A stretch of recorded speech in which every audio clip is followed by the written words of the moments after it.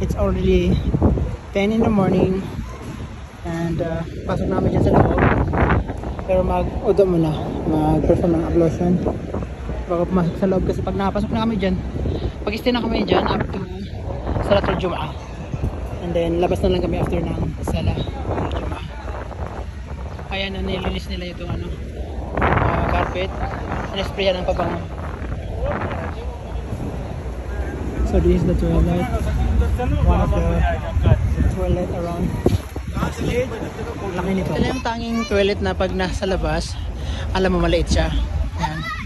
Akala mo maliit siya, yan. Men's toilet. Tapos, nagbaba mo. Saya po sa. Saya. Pagpasok mo, ang laki pala sa ilalim. Ilang floor na to. Ayan.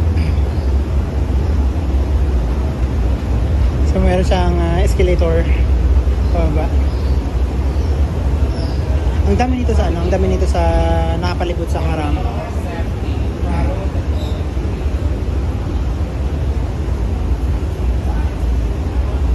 Ito, nasa basement 2 na tayo. Ayan. At dito pala sa dito na banda. Dito na banda, parking area na pala ito dito. Ayan. Mashallah. It's a huge parking area. Tapos pagpasok mo dito sa loob, nasa basement tayo, basement 2. Dito na yung pinag-ablusyonan. Toilets and ablution. Ayan. Bawal dito yung mga babae. Laki lang. Hanap mo ng space. Yan, dito na yung pinag-uduan. Yan ang pinag-uduan. Kaya lang, mag-CR muna ako. Mga nakapila sila. Mag-CR naman nakapila.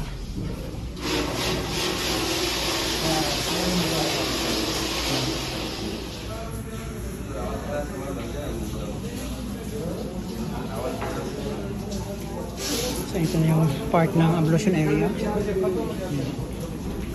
Actually medyo kakaunti pa lang yung mga tao ngayon, pero pag pumunta ka dito na Ramadan, month of Ramadan, sobrang daming tao. Ayan, medyo kaunti pa lang yung tao.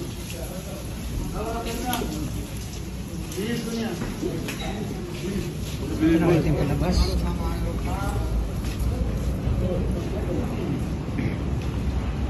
Pala yung pay parking. Akala ko ATM machine.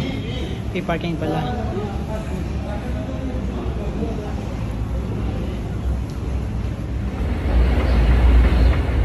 So, kalabas lang namin sa ablution area. Ayan. Inshallah, try natin pumasok sa loob. This is Zamzam air, Zamzam water.